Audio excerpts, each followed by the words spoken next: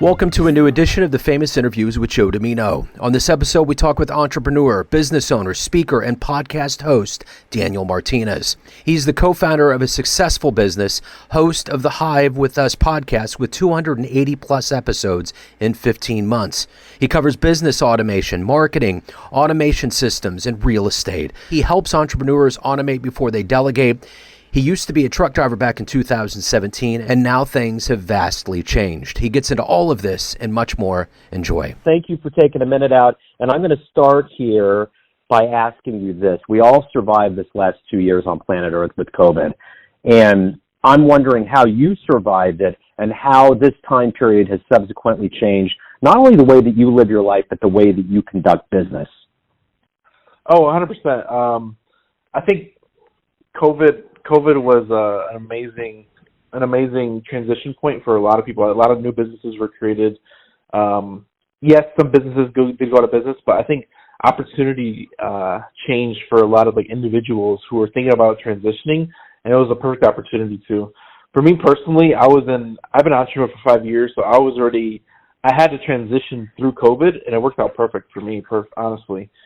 So COVID was a good transition point for me, and working from home, that was already my goal, and that's what I do now. So it kind of worked out the way it did, hand in hand, just because it was already going that direction.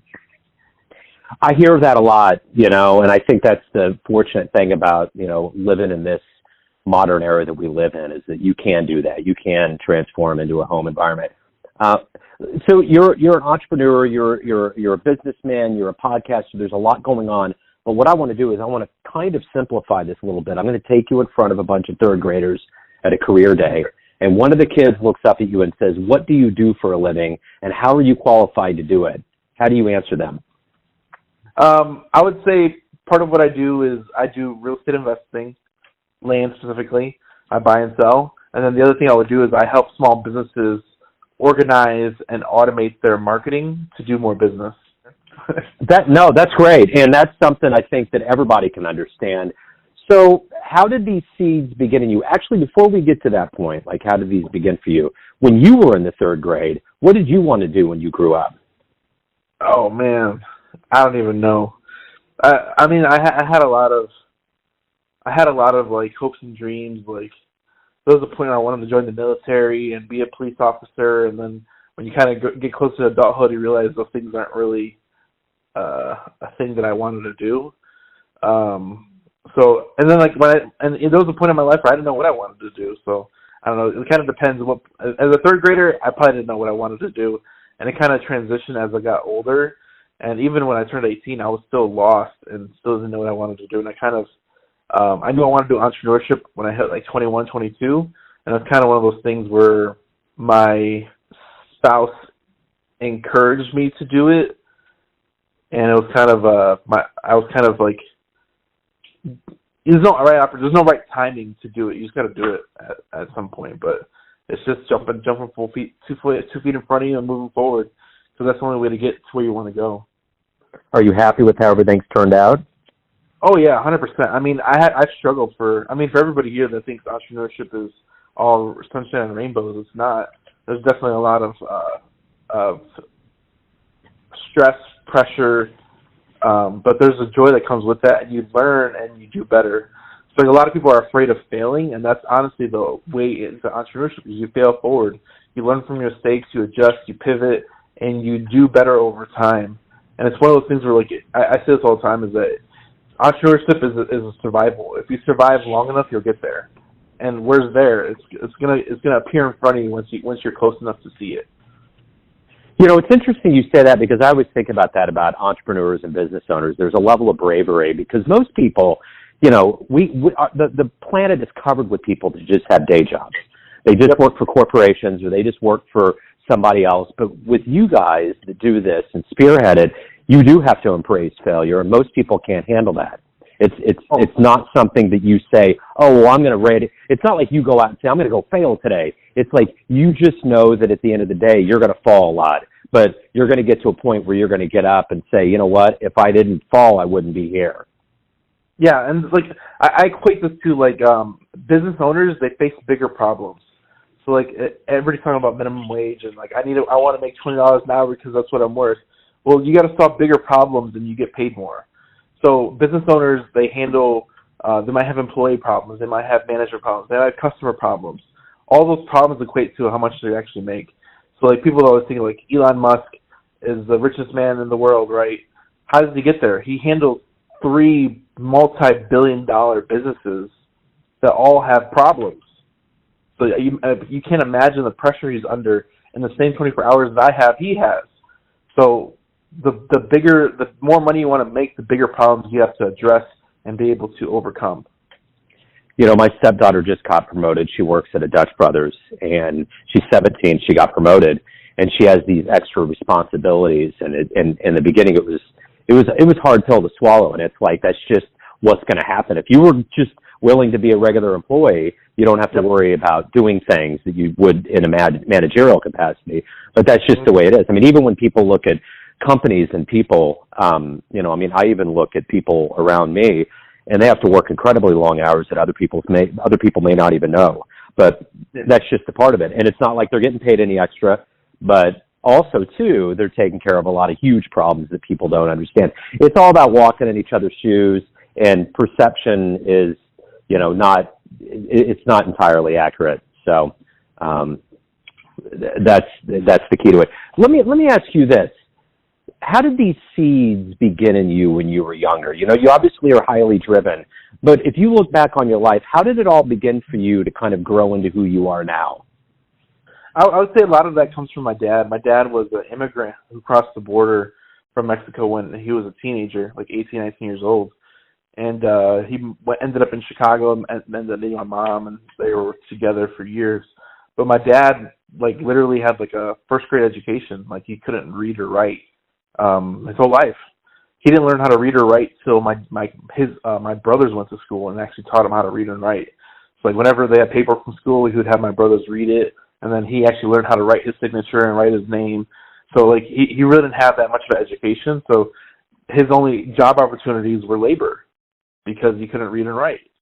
So he taught us to use our head versus our body because our body can only take so much of a toll in working. We're only as good as those that we look up to. Who's been a hero for you? Who's been a role model for you? It's been a lot of different people, and it's come in stages. Like for like my young adulthood, it was like my dad. My dad taught me a lot. Like he really taught me a lot in like work ethic and just getting stuff done. And then when I came into business, there was like different mentors that came up that if you look at mentors as you're supposed to pass them, you should have many mentors in your life, whether you meet them or not.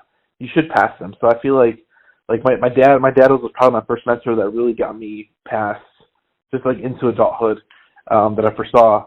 And then like it was just working a regular job. And then when I got into entrepreneurship, it was just a lot of podcasts and YouTube channels, just like educating me on the basics of doing something, like stepping out there, and you kind of fail forward. And from there, I've had like different mentors temporarily. It's been strange. In the business world, there's a lot of people doing a lot higher level things than you. Like I had a mentor that like poured into me for like maybe 2-3 months, and that I think took me to another level, and then fell off. And it was the strangest thing, but it was just I feel like he gave me what I was supposed to get from him, and I transitioned. So it's like think of like the caterpillar and the butterfly type thing. You kind of grow into new persons every time you get a mentor, and it kind of takes you to the next step and level. So if you could meet one person alive on the planet right now, who would it be? Who would you love to meet and talk to? Right now, I like Mark Cuban a lot. And he's just, I think he's one of those people like inspirational to build his wealth from literally nothing. And it was just one good business, one good business sale, and then making good decisions from that. And he kind of bet on himself a few times after he made a lot of money just to make even more money. So it's kind of one of those things where like you really have to gamble on yourself, and I think Mark Cuban did a really good job with that. So when you get to the end of the day, you have all these things that you want to do, things you want to accomplish and look forward to. But when you sit down at the end of the day, how do you quantify a good, successful day for you? For me, it's just getting something done. I mean, some people fall in like the entrepreneurship trap. Like there's different levels to it. Like when you're a solopreneur, you kind of have to do everything all at once, and it just kind of goes crazy. And then you might get to the level where you hire employees, and then you kind of slack off, and you might not do as much. But for me, it's just like I still try and do something every day in the business. There's always something that needs to be done, and then I try and lead my team effectively to get whatever needs done. Because when it comes down to it, I pay for a team. There's a famous rapper. He's like I pay all the people around me, so I have to do nothing.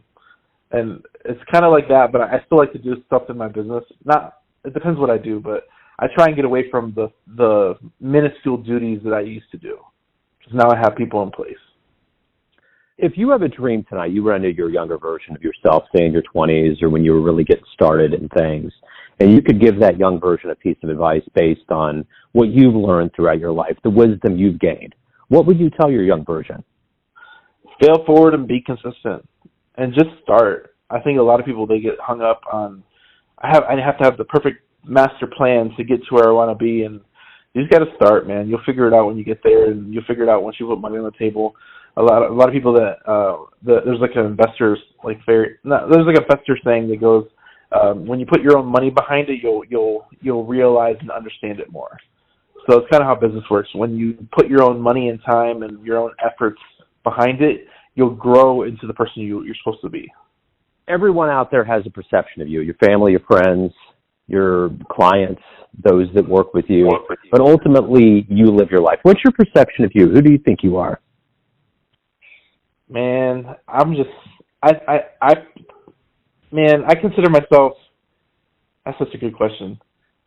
I don't consider myself that special. I just try and do what I'm supposed to do and just live my life and enjoy life, because I think a lot of people, they overthink it and they spend too much time trying to build the thing they want without actually focusing on the present. So what's been one of the best client letters, emails, or responses that you've ever gotten? One that you always remember and resonates with you? It was my first client hitting $100,000 a month. And it hit me that I had a client hit six figures in a month. So I'm like, if he does that consistently, it's $1 million a year, which is amazing. And then in my head, I'm like, if I can have one person do it, I can have thousands. And that became like my business why I do what I do, because when it comes down to it, I want my people, my clients, and my friends to succeed. So Daniel, let's get to the good business here. If anybody wants to learn more about what you do, who you are, anything related to your world, where do they go? We are literally everywhere. We produce a lot of content in a lot of different places. We're at Hivemind CRM everywhere, or Hivemind, Hive with Us, podcast. We are on YouTube, Facebook, Apple, I don't know, you name it. If you Google us, you'll find us in some way, shape, or form. Perfect. Daniel, man, this has been great. Thank you for opening up. Good luck with everything. Have a great holiday into 2023. Thank you, man. Merry Christmas to you as well. Thanks for tuning in to another famous interview with Joe Dimino, where we cover the world of art, literature, business, and spirituality from around the globe. If you want to hear more interviews, visit the Famous Interviews with Joe Dimino channel on YouTube and Spotify.